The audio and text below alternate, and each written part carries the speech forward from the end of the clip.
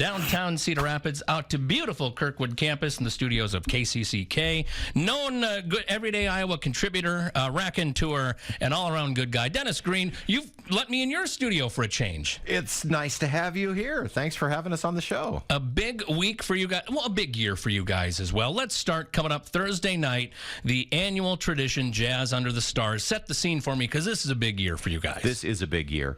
2025 is KCCK's 50th anniversary, so we've been doing some special shows and observations all year long, but really what we have used as our main focus is a very special Jazz Under the Stars, where we are going to reunite some of Iowa's most iconic jazz, blues, and funk bands. Some bands that have not performed together literally for more than 30 years, and that is the case here with Week 1. Yeah, I mean, coming right out of the gate swinging. There's three well-known names right there that you just mentioned here in Eastern Iowa, and the one that I'm excited about kind of caps off the season. So let's ease into that one. Okay. All right. But the next few weeks, it's like backstage at Match Game, all the star power you guys have. It has really been rewarding as we have reached out to different musicians, some of whom still live around here, some of whom moved away, and said, we really want this to be a special occasion. Would you consider coming back? And in the case of Doherty Davis and McPartland,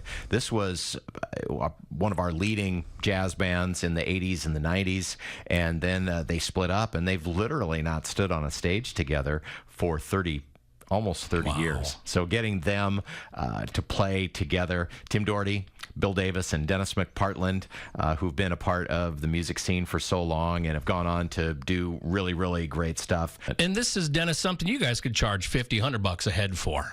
But it is free. Free.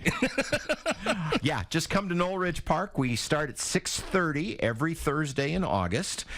We always start with a student band, and this week it's the Griffin Bieber Quartet. Griffin is a Cedar Rapids Kennedy grad who's now in the music program at the University of Northern Iowa, and he's going to pull some cronies from UNI and also from Eastern Iowa to perform a set with him. So that starts at 6:30, and then Doherty Davis and McPartland will take the stage at 7. We've got several food trucks there.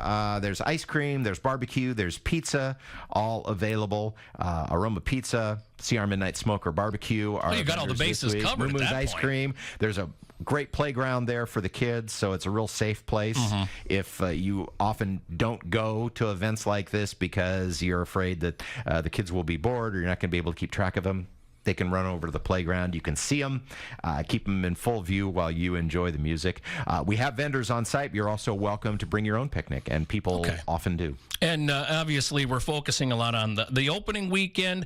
We've been putting the schedule up while Dennis and I have been talking, and some pictures. I want to bookend this by talking about the end of August, because astute TV9 viewers will know the name Al Naylor and I-380 Express. What a way to cap off this month of entertainment.